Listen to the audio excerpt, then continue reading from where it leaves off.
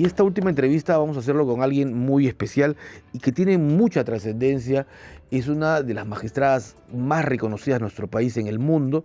Su trayectoria data ya de hace más de 25 años de trabajo.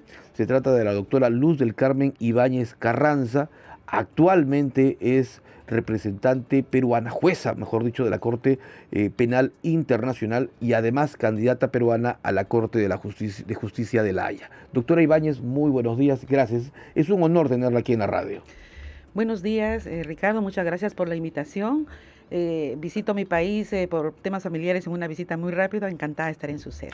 Yo quería anteceder a todos estos datos que he entregado por decir que usted fue la fiscal, ¿no?, la que presidió todo un colegiado que logró una de las condenas no solo importantes en el Perú, sino en el mundo, en la lucha contra el terrorismo. Usted logró condenar a Abimael Guzmán Reynoso y toda su cúpula que causó daño, terror y muerte en el Perú.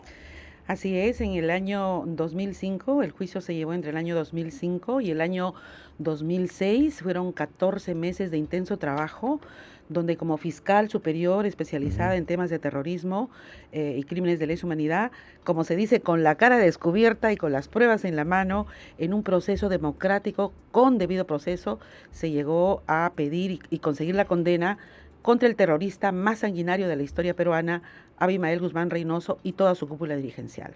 Y eso fue un trabajo muy intenso de recopilación de información, de cruce y sobre todo de lograr que se aplique la máxima condena a este terrorista. En efecto, cuando nos hicimos cargo del caso, no había pruebas, o sea, no es que no hubiera pruebas. La cosa es que no estaban en el proceso, estaban en los anaqueles o Museo de la Dicote, en otros lugares, pero no estaban en el proceso porque su condena anterior en la justicia militar al parecer no requirió pruebas materiales. Hicimos un gran trabajo de acopio con un pequeño equipo y esa fue la razón por la que pudimos hacerlo condenar. Cuando usted habla de que se requería pruebas materiales es que dentro de un proceso papelito manda. No solamente papelito manda, porque habían no solamente los informes de sus congresos, donde estaban las órdenes concretas, las direcciones del movimiento, pero habían audios, cartas de sujeción, firmas, banderas, armas, había todo. Los videos de Sorba el Griego, Los por ejemplo. videos, etcétera. Yo estuve en esa presentación cuando estaba un retoño de reporteros. Muy bien. Claro, entonces fue, digamos, el primer paso que se dio justamente para lograr su ubicación y captura y luego su procesamiento. Sí, yo le voy a decir que de mi larga carrera y años de servicio fiel al Perú, que son 35, no 25, 35 años he servido al Perú como fiscal, este es uno de los casos más relevantes y más trascendentes efectivamente para el Perú y el mundo. Y por hacer, ¿no? yo recopilando anoche información, cuando le comenté a algunos amigos abogados, me dijeron, vas a entrevistar mañana a una ilustre magistrada del Perú. Gracias. Entonces, buscando, recopilando, entonces logré, ¿no?, a usted por ese trabajo hubo intención de venganza, ¿no? Yo recuerdo el caso de los mausoleos en Comas, que la buscaron involucrar a usted. Sí, ciertamente, es una anécdota más en mi carrera, unos 2 o 3 años después de lograr esa condena y con motivo de otros procesos, por mi trabajo de coordinadora nacional, fiscal nacional, coordinadora superior, involucraba también ver los procesos de derechos humanos y crímenes de lesa humanidad. Ahí está un casito que era el Frontón y parece que querían apartarme del caso y entonces se inventaron esa historia, ¿no? Pero cuando me llamaron a la Comisión de Inteligencia, porque fui llamada por el Congreso a la Comisión de Inteligencia, le dije, señor, es que increíble que yo pongo la cara, pongo las pruebas, hago condenar a este señor y un año después le mando a hacer un mausoleo. ¿Cómo es esto? Es el mundo al revés. Pero afortunadamente eso no pasó a mayores, se esclareció. Sí. Correcto. Doctora, y usted es actualmente la representante peruana, es una jueza de la Corte Penal Internacional, ¿no es cierto?, que es una de las instancias más importantes que ve casos de violación de derechos humanos, de terrorismo, de desaparecidos, de casos de lesa humanidad. Y su elección, que fue por amplia mayoría, estaba repasando información, es por una vigencia de 9 años. Ciertamente. Es decir, ¿cómo se ha desarrollado todo este trabajo, llevando no solo la bandera del Perú, sino también todo su expertise que tiene usted como magistrada? Muchas gracias, la pregunta. Efectivamente, el Perú me propuso en el año 2017 y fui electa por 125 países en Nueva York, que son los miembros de la Asamblea de Estados Partes al Estatuto de Roma. Fui electa en primera vuelta, o sea, fui la primera jueza electa como representante del GRULAC, del Grupo Latinoamericano y Países del Caribe. Una vez allá soy jueza internacional para el mundo. El trabajo de la Corte Penal Internacional tiene una jurisdicción sobre los crímenes internacionales más graves que se llaman, que son el genocidio, los crímenes de lesa humanidad, los crímenes de guerra, que incluyen formas de terrorismo, y el crimen de agresión, que es el crimen que algunos grandes líderes con capacidad para lanzar ataques a otros países lo pueden hacer. Entonces, es un trabajo muy delicado, muy complicado, donde las víctimas no se cuentan por decenas ni cientos, sino por miles, y en su conjunto hacen millones, ¿no? ¿Cuántos casos tienen actualmente, digamos, dentro de su ámbito la Corte Penal Internacional en la actualidad? Bueno, esa es una pregunta muy amplia, pero antes quiero que sepan que los casos de la Corte Penal Internacional no se miden por número, sino por lo complicado, lo difícil y por lo masivo que son los casos. La Corte Penal Internacional no actúa directamente en los países, sino se rige por el sistema de complementariedad. Es decir, que los primeros obligados a investigar sus crímenes de lesa humanidad, violaciones de los derechos humanos, etcétera, son los países. Claro, los gobiernos. Y los gobiernos, ¿No es y los cierto? estados. Claro. Y cuando no pueden o no quieren o se fingen procesos, entonces recién la Corte interviene. Por lo tanto, nosotros vemos solamente los casos más graves. Yo soy Entonces, jueza una justicia supranacional. supranacional. Yo soy una jueza permanente de la Sala de Apelaciones y lo que nosotros vemos son apelaciones. Y en este momento, bueno, siempre hemos tenido casos muy difíciles, pues sí, entre los casos que tiene la Corte muy renombrados, no solamente están los casos de presidentes, de Sudán, de Libia, Gaddafi, sino casos actuales también, ¿no? Como contra Putin en Rusia, Ucrania, incluso contra el señor Netanyahu en Israel, líderes también palestinos, etcétera. Entonces, nuestra jurisdicción es muy especializada y solamente para lo más grave que existe en el mundo. Estamos hablando de presidentes de países del primer orbe, ¿no? El presidente Putin, por ejemplo, el presidente de Rusia. Así es. Es una tremenda responsabilidad. Es una tremenda responsabilidad. Fíjese, cuando Gaddafi. Cuando yo recién inicié, resolvimos un asunto sobre el que entonces era presidente de Sudán, el señor al-Bashir. Ahí se resolvió todo el tema de inmunidades, no inmunidades presidenciales, etcétera. Luego hemos tenido el tema del señor Gaddafi en Libia, ambos casos remitidos por el Consejo de Seguridad de la ONU, porque también esa es una posibilidad. La ONU también puede remitir. Claro, cuando ve que está en peligro la paz y la seguridad mundial, el Consejo nos de remite Seguridad. los casos el Consejo de Seguridad. Y estos fueron dos casos. En Gaddafi también se desarrollaron todo el tema de las amnistías, no, más bien de las no amnistías en este tipo de crímenes. Posteriormente tenemos en este momento el caso del presidente Duterte de Filipinas, el caso del señor Putin por los temas que están pasando en Ucrania. Y eso debe preguntarle, justamente por el tema de Ucrania, estos bombardeos, estos para muchas suerte de genocidios también que se han producido. Bueno, mire, ahí hay, yo no puedo hablar mucho de los casos, porque no, claro, obviamente solamente la información general que la pueden encontrar en los medios. Ahí hay ya en este momento una orden de captura contra el presidente Putin. No puede salir, por eso no va a ningún evento internacional. Sí, y contra su ministro de Defensa por secuestro y tráfico de niños, que los sacan de Ucrania y los llevan a Rusia para lavarles el cerebro y cambiarles. Bueno, eso es lo que dice la imputación. Y luego tenemos, pues sí, presidente Duterte por gravísimos crímenes, parece que en el combate de la droga, que recientemente fue capturado hace algunos meses. En el caso del presidente Putin ya se dictó la sentencia. No, ahí están en una etapa de investigación. No. Él tiene orden de captura porque aparentemente, bueno, esa no le he dictado yo tampoco, porque soy jueza de apelaciones. Pero claro, pero el momento en que va a apelar el gobierno ruso, Moscú va a apelar. Bueno, y ahí el caso va a llegar a su. Ciertamente puede apelar cualquiera de las partes, puede apelar el fiscal también, ¿no? Hasta ahora tenemos una apelación de Mongolia, porque el señor fue a Mongolia y Mongolia lo recibió. Y Mongolia es un país miembro del Estatuto de Roma que tiene obligaciones con la Corte más bien de capturarlo y de entregarlo, y no lo hizo. Entonces, esas partes también vemos nosotros, ¿no? O sea, Mongolia se hizo de la vista gorda. Un poco así. Caracho. Y luego tenemos otros pues, casos más recientes, pues, ¿no? Gravísimos, en donde pues sí hay que poner todo lo mejor de nuestro coraje y todo lo mejor de nuestra sabiduría para resolver en justicia, ¿no? Con toda serenidad. Doctor Ibáñez, ¿y con los Estados Unidos qué ocurre? Porque el presidente, entiendo que el gobierno norteamericano está buscando aplicar sanciones contra los jueces, justamente que forman parte de la Corte Penal Internacional. Mire, yo no puedo mucho, yo no tengo un discurso político, yo no me No. pronuncio sobre cuestiones políticas, pero sí puedo decirle que efectivamente, además, Estados Unidos no es el único país que ha atacado la Corte de esa manera, ¿no? Rusia también lo ha hecho dictando órdenes de captura contra algunos jueces, ¿no? O sea, captura internacional para jueces por cumplir su ¿Y trabajo. son países signatarios, son de ustedes? Rusia no. Rusia, Estados Unidos, Estados Unidos tampoco. tampoco. El Ah, problema ahora con se Estados entiende. Unidos es, eh, pues, que probablemente interpreta que la Corte no tiene derecho o que la Corte no tiene jurisdicción o que hay otros aspectos que no le gustan.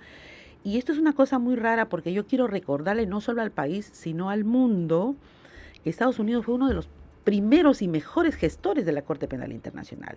Incluso llegó a firmar el Tratado de Roma en el 98. Después, posteriormente, cuando ya iba a entrar en vigencia, no lo ratificaron e intentaron retirar la firma del Tratado de Roma, pero eso no se puede hacer porque está físicamente firmado. Y en la Corte está exhibida la firma de Estados Unidos en el Tratado de Roma. Entonces, lo que sucede después hay que devenires políticos en donde estas sanciones que se acaban de dar, le voy a decir en 2 palabras, aparentemente el Departamento de Estado norteamericano ha dictado medidas, sobre todo financieras y de visa y estas cosas, contra solamente 4 juezas mujeres, incluida mi persona, 2 de la Sala de Cuestiones Preliminares por el Ya. caso de Israel, donde también una es de África y una es de Eslovenia.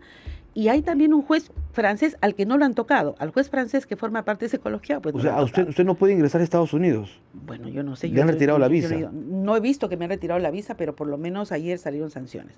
Y en la sala de apelaciones Ya. también dicen que por el caso Afganistán, que es un caso que resolvimos hace como 5 años, que es un caso muy grave contra talibanes y contra todo aquel que cometa o haya cometido crímenes en el territorio de Afganistán, que es donde tenemos jurisdicción, independientemente de si son talibanes, británicos, norteamericanos, quien fuere, porque la Corte tiene jurisdicción sobre ese territorio, ¿no? Entonces ahí hay un tema que ya fue resuelto hace como 5 años y que más bien ahora está detenida esa investigación. Correcto. Pero bueno, son devenires políticos sobre los que no me voy a pronunciar. Perfecto. Lo único que sí le puedo decir 2 cosas. La primera es que ninguna amenaza, ninguna actividad contra la Corte nos va a hacer retroceder en nuestra función de jueces, que todo lo hacemos con total integridad, con total independencia e imparcialidad, a la luz del derecho y de las pruebas, ¿no?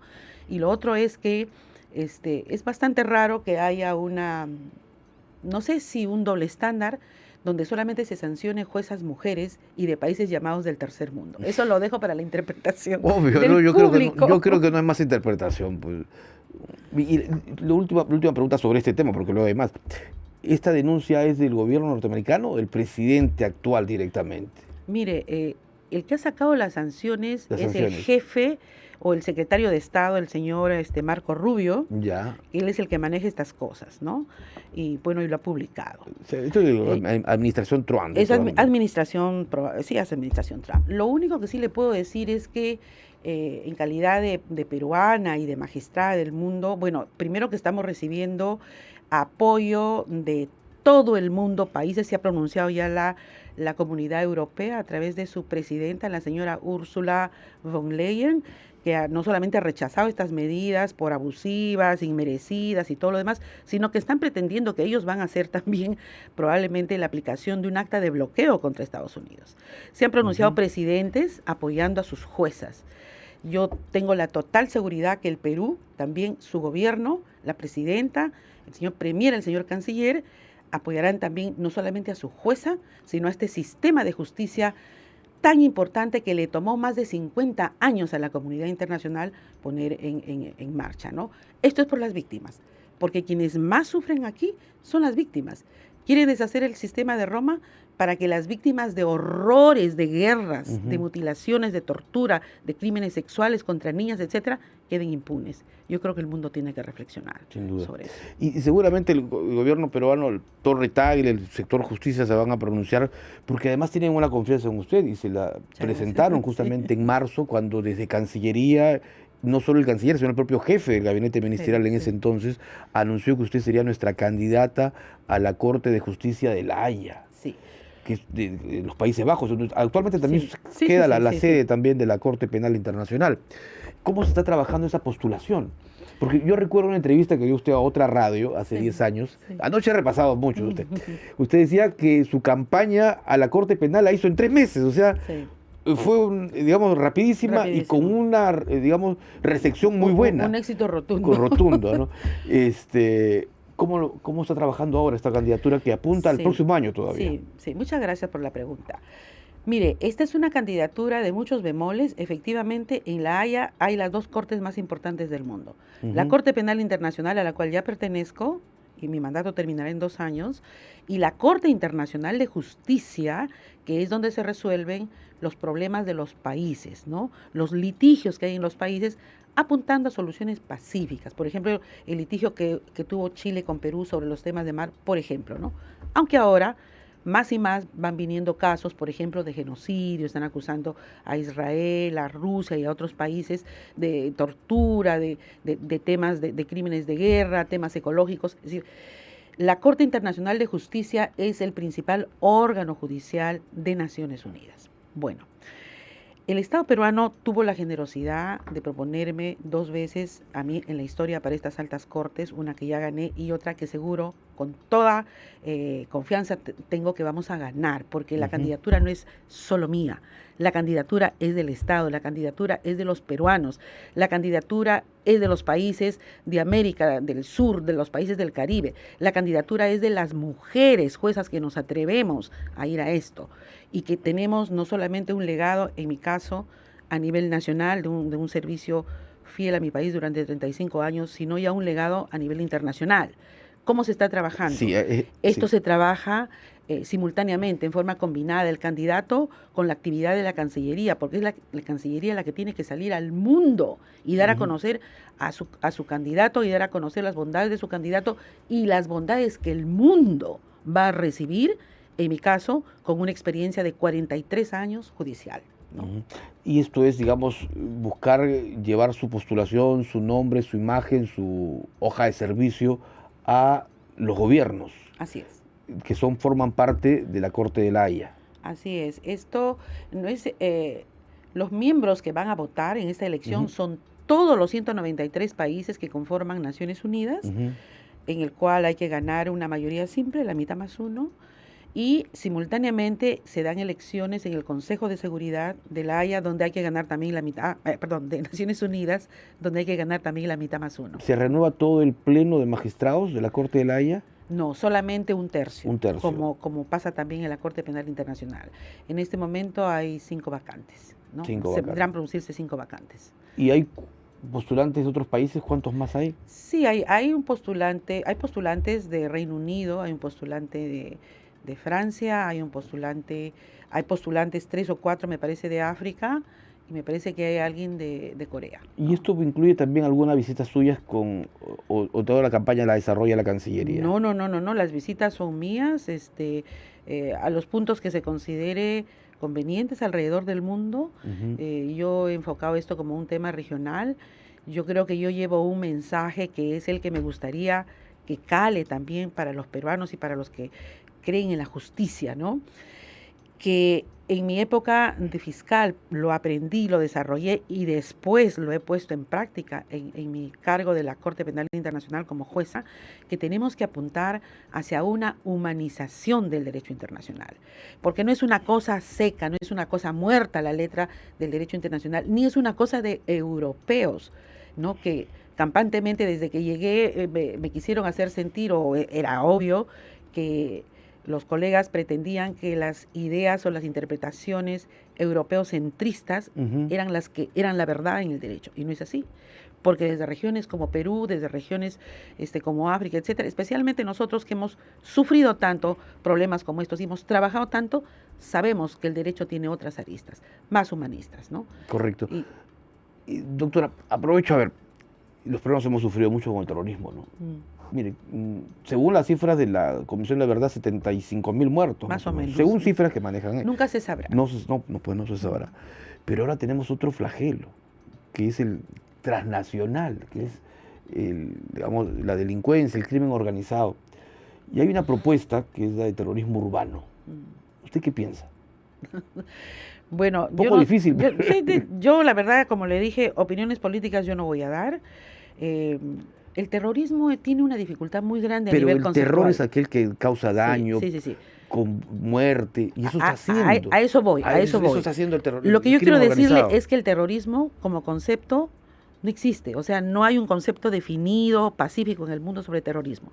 Lo que hay definición es sobre acciones terroristas. Y si las acciones terroristas se dan en el campo, se dan en la ciudad, tienen que ser sancionadas, tienen que ser castigadas. Y los ajustes legales se tendrán que hacer, ¿no? Más allá de cuestiones políticas, que yo no sé si las haya o no, pero los ajustes en la ley se tienen que dar. ¿Qué implica ajustes en la ley para que la gente lo entienda? Implica que si tiene usted que calificar como terrorismo general o terrorismo urbano o terrorismo como lo que sea, esos son ajustes de la ley. En el fondo de lo que se trata es de castigar estas acciones criminales en la mejor manera posible, ajustadas a la ley. Y con el máximo rigor también. Pero tiene que ser con el máximo rigor. Cadena perpetua. Yo creo que, así como se hizo en la época de Abimael Guzmán, tienen que haber formas de delito que merezcan cadena perpetua, probablemente, ¿no? Así es. Perfecto, doctora, le agradecemos mucho esta gentileza. La verdad que el tiempo, los 20 minutos han pasado volando, pero está interesantísimo. Y es realmente un honor. Creo que usted es el único medio de comunicación que está visitando en el Perú. Así es. Así es, muchas gracias por la entrevista. Yo quiero despedirme dando un mensaje no solamente de solidaridad a todas esas víctimas que en el mundo sufren estas grandes atrocidades, sino a todos mis colegas peruanos, decirles que todos tenemos que mirar hacia adelante, hacia un solo fin objetivo, que tenemos que unirnos en cualquier circunstancia que haya y que yo espero que el mundo, y como lo venimos trabajando, entienda que el mensaje que se da desde el Perú es que la justicia internacional tiene que tener un carácter y un contenido humanista. Muchas gracias. Muchísimas gracias. Ese va a ser su mensaje, ¿no? La humanización del derecho internacional. Ese es su mensaje hacia la Haya, que seguramente esperemos conversar usted cuando sea electa. Esperemos conversar. Le doy la entrevista. Es una entrevista desde los Países Bajos. Muchas Perfecto, gracias. Muchísimas gracias. Nos despedimos con muy amable. Nos despedimos, amigos de Radio Nacional, en los 103.9 en Lima y en el canal 7.2 de Televisión Digital, con esta importante entrevista que sin duda es un privilegio tenerla. Gracias, volvemos el próximo sábado.